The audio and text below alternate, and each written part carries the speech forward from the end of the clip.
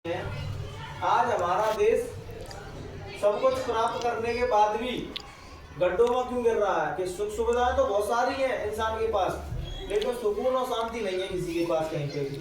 आप गरीब को देखोगे तो वो भी रोता हुआ मिलेगा और करोड़पति अरबपति को भी देखोगे वो भी रोता हुआ मिलेगा। हर व्यक्ति के पास कोई ना कोई समस्या लगी हुई है और समाधान कहाँ है बहनों भाइयों? जब हम किसी महापुरुषों के सानिध्य में बैठने लगते हैं, उनके सत्संग में आने लगते हैं बहनों भाइयों, तो सदैगी हमें कुछ कहें हमारे साथ हिलमत उसमें पूरी वीडियो खराब हो रही है। तो हमें जीने का एक तरीका अलग बताते हैं बहनों भाई। मांस खाने में जीवन का सार नहीं है, दारू पीने में जीवन का सार नहीं है। जिसको पीते थे तो अपने शुद्ध भूल जाते हो, अपना ही होश भूल जाते हो। तो दारू पी के नली में पड़े हैं, दारू पी के कुछ भी बोल रहे हैं। मांस खा के व्यक्ति को अपने होश ही नहीं है क्या है, तो पशु तल पे जी रहा है वो बताओ अपने बच्चों का अपनी फैमिली का भरण पोषण कैसे करेगा? भरण पोषण तो तभी करेगा हमारे बुद्धि आचार विचार शुद्ध होंगे, तभी तो कोई अच्छा काम करेंगे। आज के टाइम पे हम सभी लोग दावा तो करते हैं मनुष्य, लेकिन अपने आचरण से, अपने विचारों से, अपने व्यवहार से मनुष्यता के कोई काम नहीं करते। हम सब पशुता के काम करते हैं।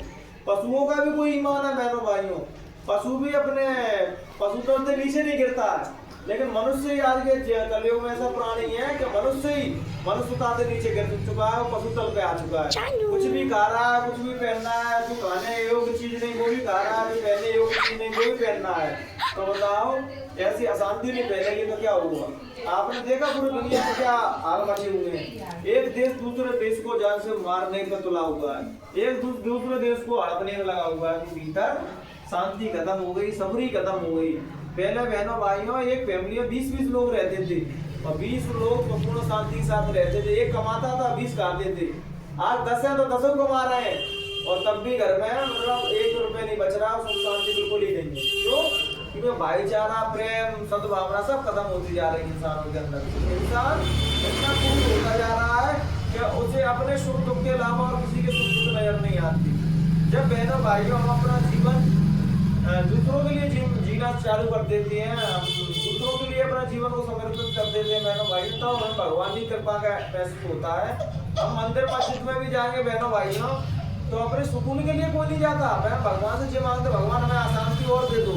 हम धन दौलत मकान आट हवेली मांगते रहते हैं, तो इनको मांगने के प्राप्त ये पूछो जिनके पास है उनको देख लो क्या है। ना तो रात को सो पा रहे हैं, वो दिन रात बैठी नहीं लगे हुए हैं, एक को 10 करने में 10 को 20 करने में, और जीने की तो भूल चुका है आदमी, जीने की कला भूल चुका है और यंत्र की तरह मशीनों की तरह काम में लगा हुआ है। सुबह निकल गया शाम को आया, मशीनों की तरह लगा हुआ है। ना उसके जीवन में कोई प्रसन्नता है, ना कोई प्रेम है, ना आचार विचार है, ना शांति। हर व्यक्ति भीतर से सब अशांत है। शांति कब मिलती है? जब हम भगवान की शरण में बैठते हैं, भगवान का भजन करते हैं।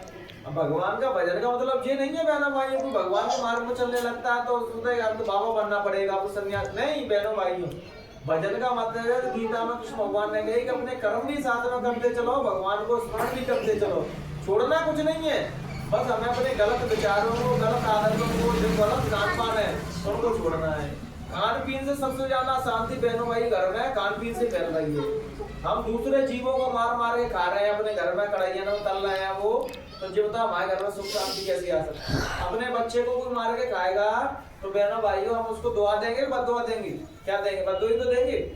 ठीक वैसे ही जब जानवरों के, पशुओं के मांस को खा रहे हैं, उनके बच्चों को काट काटे खा रहे हैं, तो वो भी हमें बददुआ दे रहे हैं। और गुरु महाराज कहते थे कि बच्चे जब तुम बीमार हो जाओगे ना तो तुम्हें बीमारी पशुओं की लगी होगी और डॉक्टर इलाज तुम्हारा करेगा। तो बताओ इलाज हो पाएगा कि नहीं? वो शरीर का इलाज कर रहा हो, बीमारी तो जानवरों की है।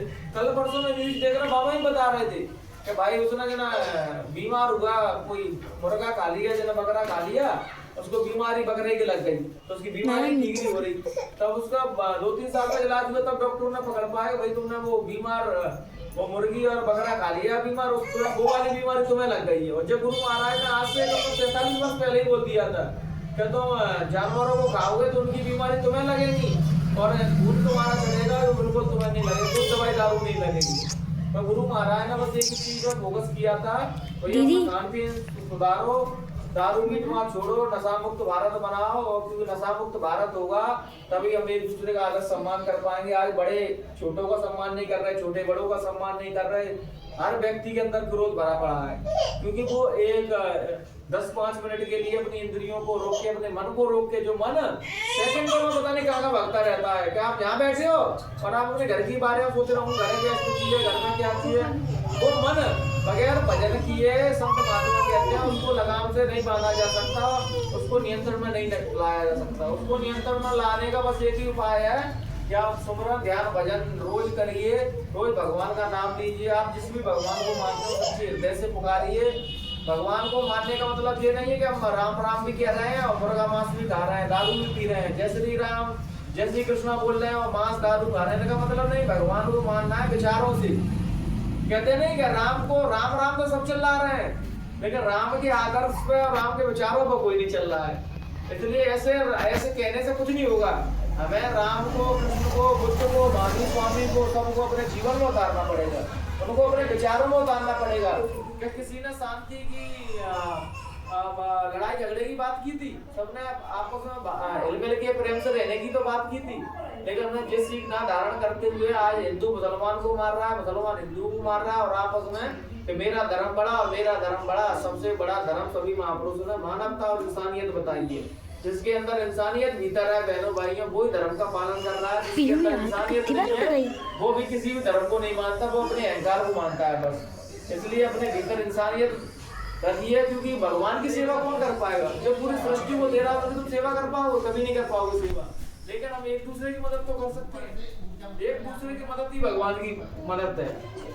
बस इन्हीं विचारों के साथ बहनों भाइयों हम अपनी वाणी को यहीं बढ़ावा देंगे। कहने सुनने में किसी